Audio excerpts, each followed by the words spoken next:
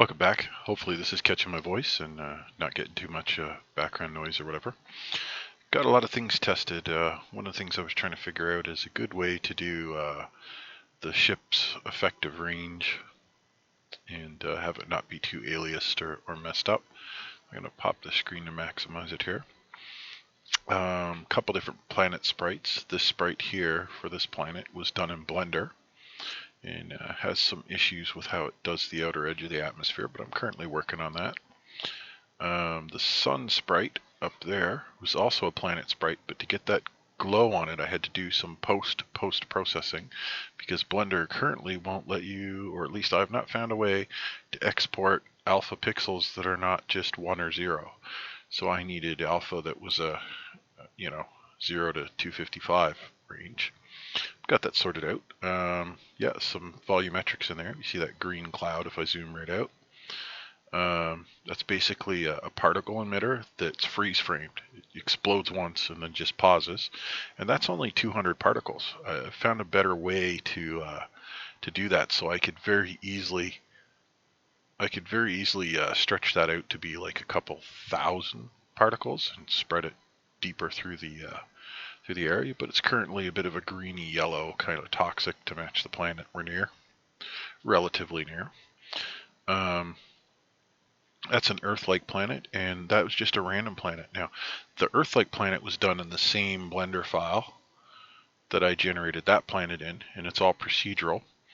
I followed various procedural planet generating tutorials off of Blender, so I've got a bunch of them mixed in. But again, the atmosphere looks pretty cool, but you notice it hard stops at the edge. Now we're too far away from this one to see. This is why I'm not too worried about it, but that planet back there, it looks kind of simple on the surface, and I kind of did that on purpose. That's generated by an old Photoshop plugin called Lunar Cell by Flaming Pear, and I got that years and years ago, but to make it work, because I don't have Adobe Photoshop anymore, I use a plugin inside of Paint.net to run my own Adobe plugins. But anyhow, its Terminator is a little different. Like, it's softer here than it is in Blender. Their Terminator is hard, but I need to have a look at the settings. I think I can generate some other things from that. But yeah, so here's what we've got, and then we've got some ships. I think the last time the ships are all still pretty much the same. They're not necessarily in their final scale. Like, this guy's way too big. He should be about a quarter of the size, maybe an eighth. Then we have the larger bomber type, bigger ships like those. We get up into the corvettes. Then we get up into the capital ships. Now, I'm trying to get that to move. There we go. Here we have some, my doggy. Here we have some barges, like some cargo type barge, but the bigger capital ships. But what I want to get onto here now is I'm just going to run this, and when I full screen it, our screen's going to go black for a split second, but that's normal. So we're going to go screens, you're going black for a second while OBS finds the context. Here we go. So those are some guns. Actually, this is a good point. The guns are funny colored because I was testing that the 3 parts work. In the game, you should be able to place the gun anywhere on your ship that you want. Like, I'm going to allow you to point and click and put guns on your ship where you need. As you can see, I've got some tests nav lights working. But what I'm going to do is activate that ship there. As before, I had it so if you hold the space bar, you can see like the 2D plane that your navigation goes in. There's a ring right here, which always rings around the center of the current world, or the current map. And there's some bright yellow targets around that the gun is going to aim. But something I updated is the gun's beams stop at the target. They know the distance they need to go, so they don't beam beyond what they're needed to.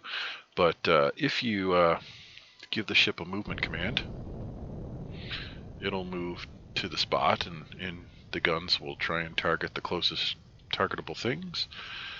But we can, if I'm quick enough, I can give it several movement commands, and it will try and carry them out. And actually, if we scale out a bit here, it's kind of weird to see from this perspective, but that blue ring is actually the effective range of of this capital ship. Now, if we get close to the ship, you're going to hear the engine roar a little bit more. Actually, of course, I just killed all the waypoints, so let's just fire them up again. Let's give it a bunch of waypoints. Now, currently the camera's mounted to the ship, but camera options are going to change later. But if we get close to our ship, I don't know if it's recording it for you. Hopefully it is. We got the big thrusters going. When you get fairly close to the ship, you can even hear some of the inner workings, which is just a looping sound effect track. I may have bought it, or it might be CC0. I'll be putting that in the final game credits where it came from. But yeah, if we get here, there's going to be a tiny rumble that'll just extinguish. Oh, there we go. But I don't know if the audio is being picked up, but there is a light rumble of ship mechanics, even though we've come to a stop. So you can give it a small movement, or you can give it a big one. Right now, the ship speed is relative to how far it has to go. I don't have a max, so if you give it a bunch of little jumps, and I'm queuing up some here. One of the bugs we're going to see in a minute is any of those waypoint markers that render off screen for the current frame might show up as thin, large markers in the wrong spot. I just have to code to trap that. But if you look, the disk around the ship is there for debug. That's just so I can see when the ship should think that it's close enough to a waypoint to be considered there, if you see. Then it moves to another one. But let's say we wanted to go somewhere really far, which is why I had the mark center there. Let's go to the typical one, which is out to one of those really big asteroids. And I know that looks like I clicked all the way there, but truthfully we're probably only halfway. Maybe a third of the way. So yeah, here, let's get another waypoint. So we're moving pretty quick. We bring the tile up. Yeah, we're still not there. We're pretty close now. Yeah, we're pretty darn close. So we're here, and we can travel around this. Oop, yeah. May have clicked funny. Probably should have been up in that view. But I've changed the way the rocks were done. A previous version of space rocks that I did, I textured them differently. I've decided to texture them using triplanar mapping, and they look more like, well, rock. I'm going to work on some asteroid textures later, but anyhow, now if we want to get back to our center of our local galaxy there, we need to go to the middle of that gas cloud.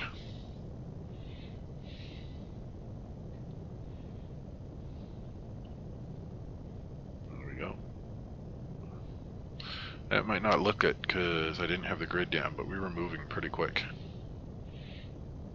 There we go. And we're in gun range again. Let's have a look, see if we can get in gun range of 3 targets here. See if the beams will... baby steps. Oh, now you see that target is too close, so as soon as the ship comes to a stop, it's going to delete it and say, I'm close enough, that don't count. There we go.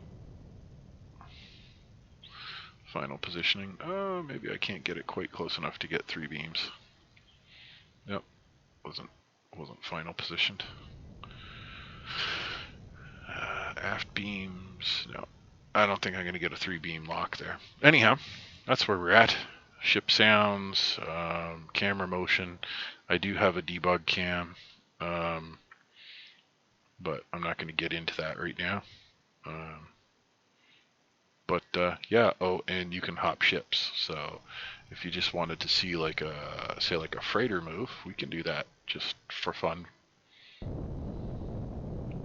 You see that the engine configurations are unique for the different ships. Well, right now the engines are all the same color right now. I haven't bothered making different types of engines, and they all have relatively the same RCS thrusters.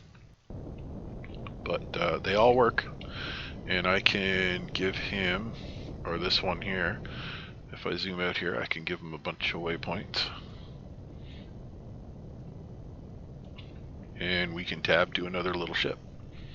And you'll see that ship is, whoa, you see how fast he goes? Yeah. Yeah, he's booking it to those waypoints.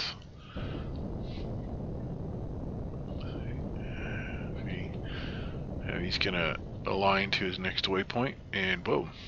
So, when we're connected to the ship, we really don't get a sense of our speed until you see one of the other ships moving out in a nearby space. Now, this ring, unfortunately, was done for debug of that one ship, but later the effective ranges of the ships are going to be shown. But anyhow, this is kind of where we're at. Even these little fighter ships. Oh, the volume isn't matched for their size. Sorry. I should have mentioned that. Oh, we're going to pass right through somebody, maybe?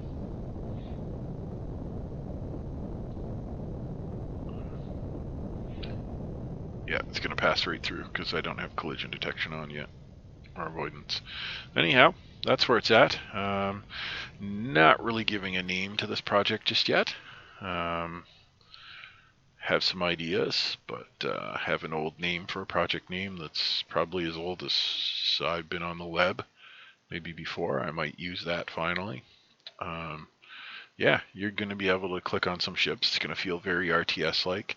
I want it to be a little bit more like party gameplay, possibly with the way that Godot is going, because that's the engine it's using.